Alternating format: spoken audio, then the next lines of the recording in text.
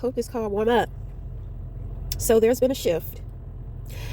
And the shift is, because I'm going to tell you, I did my cards this morning and I saw the karmic card, but I thought maybe he was obsessing over me. So, as I just go through my day and I'm doing my hair, all of a sudden I feel like this sadness taking over me. And I'm just like, what is this? So, the guy that we're talking about, his spirit guide tells me, he's just like, he went out last night and he went to the strip club and like fucked some bitch. So when I start thinking about it, I'm just like, that's why I opened up and trauma bonded. That's why I was trauma bonding with him. Because in our last video, you hear me empathizing and connecting to the insecurities and being able to read his energy, with relating to him, with me being an older woman dating a younger man. And then I talked about how I could tell that he's a jealous person and all that type of stuff. My thing is, I'm going to tell you, when I first met this man, when he spoke to me, something told me he'd be tricking. I used to work in a strip club, so I can tell when a man I can tell those type of men, men that will pay for pussy, men that go to the strip club, and I'm just like, I really don't care. My thing is that you can do what you do. What am I trying to say? I'm so upset. You wouldn't believe, like, my emotions, like my heart just fucking sank. It sank. You want to know why it sank? It sank because the feeling is not mutual. When you look at the situation from a logical perspective, remember in our last video, we're talking about head and heart. I am an aligned person. Therefore, I am aligned with my head, my heart, and the crown. I'm in alignment. I'm aligned. So obviously the feeling is not mutual and we don't share the same heart. Now, if we look at this situation from a logical standpoint, it's kind of like there's nothing that I can do about the situation. I can't complain. We're not together. I thought we were getting to know each other, but obviously, we're not. I understand that he has insecurities and he has other things going on. And this is a prime example of how these characteristics within ourselves sabotage our blessings. Okay? Now, my thing is, and this is why I said in the last video, people treat you based off of how they judge you. I don't care how sad he's feeling about or how down he's feeling about himself. That is his problem. I have not given him any reason to feel anything other than love. If he's in his head and he's overthinking and he's being pessimistic, I have no control over that. So now what is he doing? He's tipping the scales. I'm going to tell you, I'm like, this is where I go cold. Because when you're dealing with a chosen one, because I'm upset, right? Because I had a lot going on. I had a lot of things going on. Y'all heard me. I'm excited about him. I'm telling you, like, I'm just so enthusiastic. I'm happy. I'm being optimistic. This and that. I'm trying to go in with healing him and all this type of stuff. You hear it. You know. So it's just like, wow. I'm so angry right now. I feel so humiliated within myself right now. I feel so dumb. But because he is chosen, this is when we walk away. And when you walk away, you're going to walk away for good.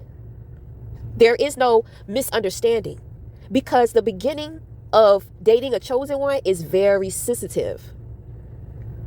When it comes to the universal laws, ignorance of what's going on is not an excuse. Ignorance of how the universal law works, it's not going to be excused. Okay? Now, the thing is that nothing is going to happen to him. Nothing is going to happen to me, but I'm very disappointed and I'm upset. And I feel like I want to be nasty. I feel like I want to be mean. I feel disrespected. It doesn't matter who I should be in this situation right now. I'm going to be true to myself. I am so disappointed on a level to where I almost wanted to throw up in my stomach. I said, this shit is dangerous. The best thing I can do for myself in this situation is to walk away. My thing is, he knows that I know. So when we meet in person, if he ever contacts me again, if he does not bring the truth to me, then that's going to tell me a lot about him. Because for one, you're not going to insult my intelligence. You're not going to insult my intelligence. And you're damn sure not going to play on the knowing that you have that I know what you did and sweep it under the rug. You see, all of these things are telling me what the relationship is going to be like in the future. It can definitely change. But you already know that you needed to get prepared for changes for somebody new to come into your life, and you are not doing that. The feeling is not mutual. It's not the same. That's not a crime. That is not the same. That is a hit that I have to take. Maybe I shouldn't be so upset about it, but fuck that. My feelings are important. And I'm going to start this relationship off with him with being resentful. I've already got a bitter taste in my mouth. And I know you would say, well, this is something small. It's not that serious. You guys are not together. He can do whatever he wants. He can do whatever he wants. That is the truth. But I want him to want me the same fucking way, and he doesn't. I know that man has some crazy feelings about me, and he's trying to run away from them. And in running away from them, he's ran into a dead end. So now we're in the car and we have crashed out, hit a brick wall. That tells me a lot about a man in a relationship too. So now all of these red flags are going off. I'm feeling it in my body, feeling it in my heart, but my mind is okay. Because like I said, if we look at this situation from a logical standpoint, there's nothing that I can do.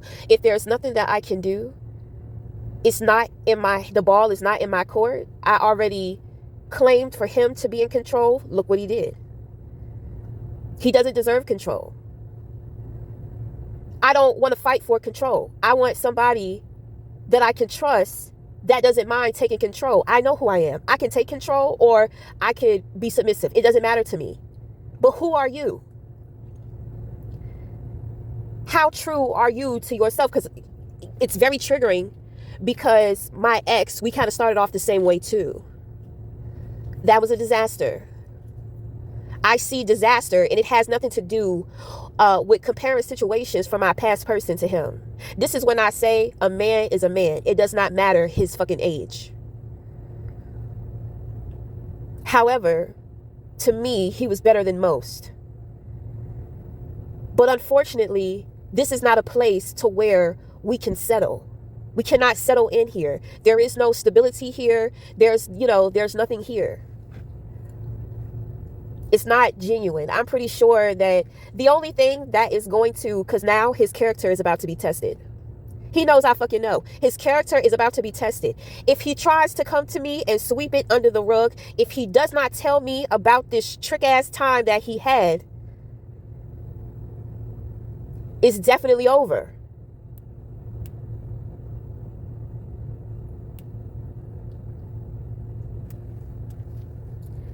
This shit is not a game. When you have purpose over your life, it's not a fucking game.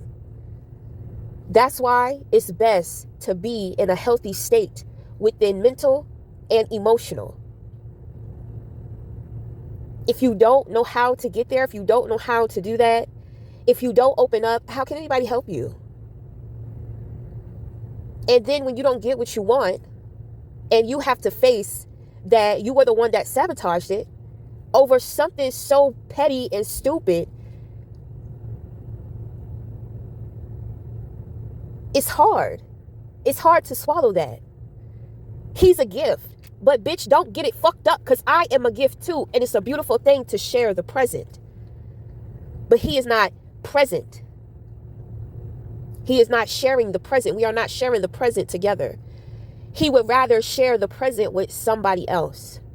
And I guarantee you that if I was to tell him exactly how I feel and get upset about things, I guarantee you all he's going to do is be logical about the situation, try to gaslight me, and try to push to the side my feelings because they may not seem rational. Fuck that. And fuck him.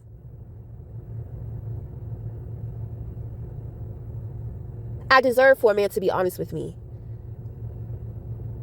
I deserve for the feelings to be mutual. So if I want to walk away, you're going to let me walk away, and you're going to let me walk away quietly.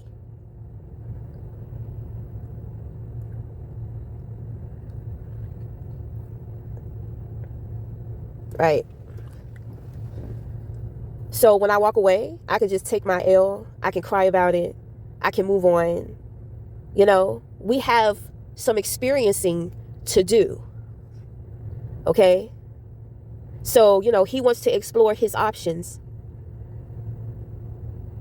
You know, so we cut it off. We are not about to go and explore our options. We are going to focus in with healing ourselves once again, putting ourselves first. If God redirects me to go back and to heal him and to assist with him, then I will, but I doubt that God will do that. I doubt that God, this man, he has a choice to make to do the right thing. If he doesn't do the right thing, then it's over. This is why it's so much pressure dealing with chosen ones that motherfuckers cannot keep up with or comprehend or understand. This is the pressure. You're not going to get away with that. But the thing is that there's nothing to get him yet. It's all about now, if he just leaves, if he never calls me again, if he never talks to me again, he's going to be just fine. But if he comes to me, if he reaches out to me and he sweeps it up under the rug, he doesn't tell me the truth, and he comes to me, he's going to get it. I don't want to see him get it. I want nothing to do with this situation, with these feelings, with this man. And it's that simple. I don't want to hear, oh, if you really liked him, if this is that. It's too early.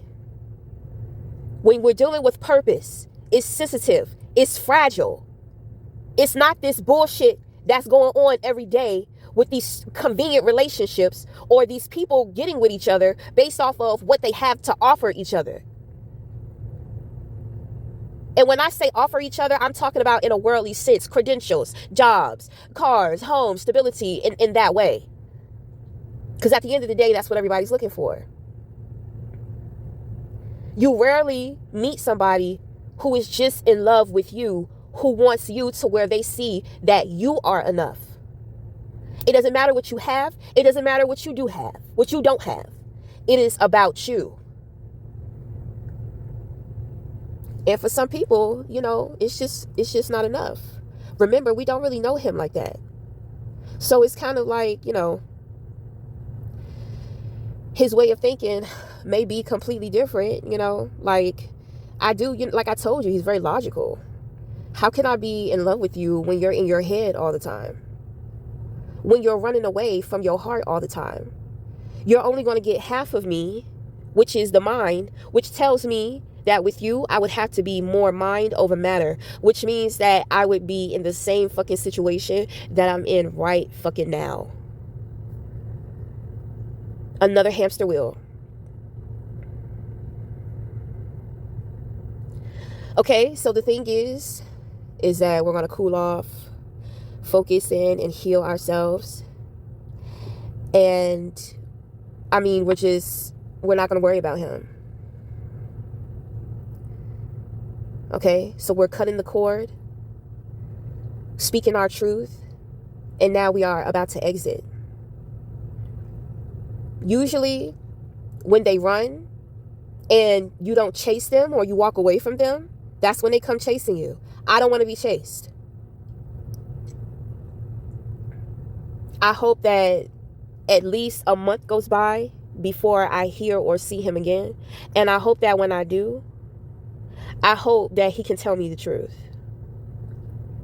Because I'm trying to tell you, if that were me, and that's why he's so insecure. And that's why he's bringing up a younger man. Nigga, because you want a younger woman. So why you just didn't say that?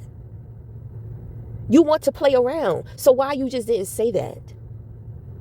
You're acting like you want to get to know me. You don't care about me.